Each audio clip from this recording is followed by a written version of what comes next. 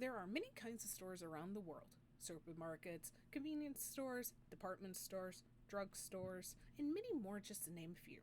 At some point, everyone has to obtain the items they need to sustain their daily living habits. This process usually involves the basic needs for necessities such as food, water, and other provisions.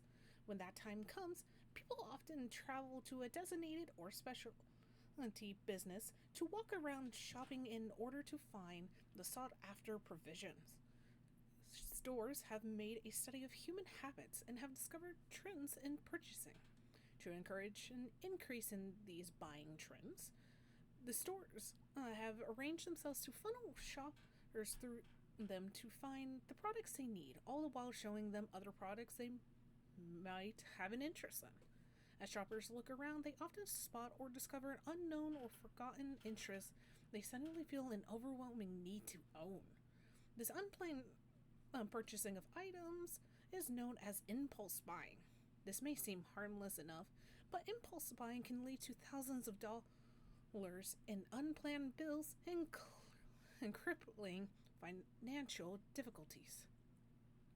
To understand the problem consumers face with impulse buying, we must first establish what it is defined as and the motivating forces behind it.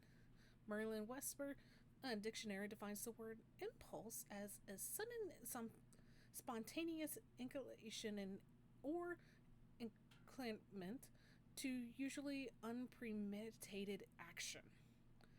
When using this word in conjunction with buying, it is defined as the buying of products on impulse rather than by design. So the impulse is to make a single or series of purchases based on a spur of the a moment feeling or an inclination to own or take part in something. These sorts of purchases can involve almost any kinds of goods and services. A good is a tangible or physical product that someone will buy that can be physically touched or seen, like an apple, a towel, or a new video game. A service is when you pay for a skill or experience, which is often intangible and cannot be touched or stored, such as a vacation, a concert, or even insurance. The open variety of goods and services that can be bought allows for a wide variety of personal interests to be met. In fact, the average American spends $5,000 a year on impulse buys. Now that we understand the definition of impulse buying, we need to look at the factors that feed into it. Science have identified 5 areas of common reasons for why people make impulse purchases. These 5 reasons are enjoyment, fear of missing out, bargains and deals, stockpiling, and a biased evaluation of use. Enjoy- Enjoyment buying is the purchasing of items that make us feel better or bring a sense of contentment. Studies have shown that impulse buyers will experience a sense of pleasure and excitement when making an unplanned purchase.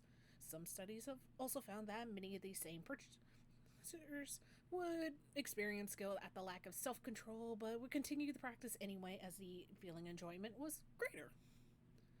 The fear of missing out is an example of purchasing based on not missing the big deal or getting one for yourself before time runs out.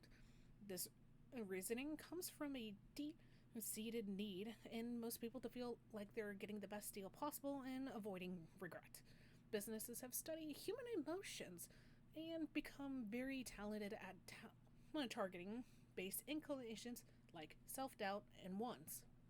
Many stores run deals that have special discounts or limited purchase time. The consumer is led to believe the only way they can be happy is if they buy it right now. Bargains and deals are some of the strongest impulse buying pushes and identified in purchasers. No one wants to feel like they're getting used or tricked. If an item is half off or you can buy 2 for the price of 1, we instinctually believe there is no way we can lose out. Studies have shown that most people want to impress others with their ability to spot a good deal and not get taken advantage of. Some people have become known as good bargainers or hunters who can always sniff out the best deals among their peers. According to Kazu, 64% of impulse buys are when the shopper thinks it's a good deal. Stockpiling is the act of purchasing multiple copies or numbers of goods in order to make sure they always have enough. The fear of running out or not being able to have or find something when a customer wants it drives an extra impulse buying. The need is so strong in some people that they hold on to more collections of goods that a person could ever use or need. When these collections become large, it is often referred to as hoarding and is now a recognized mental disease. Many people receive treatment to alleviate the ailment. Lastly, we have buyer's evaluation of use, which is the buying of an item based on the belief in how often it will be used or needed. Holidays merchandise are an easily recognized area in which people buy lots of stuff that will never be used as much as they think it might be. Everyone has a holiday tub or closet where such things are kept in most of the time. Things like gardening tools or kitchen tools are another example. The belief in an item or service might be useful and often used to outweigh the worry of not having it. Impulse buying matters because it affects how you view your world. It can lead to moments of happiness, fulfillment, and even a sense of providing for your family by having an item on hand. But it can also lead to debt, hoarding, or even strained relationships. The main thing to consider with regard to impulse buying is a sense of elevation and contentment that is felt by the consumer. Sellers have had centuries to study and identify human emotions and characteristics that influence how buyers make purchases. They have a way of pushing or influencing the factors that drive purchasing needs and often employ multiple means of doing so. To go shopping today is to constantly be bombarded by ads and deals and identifications of false needs.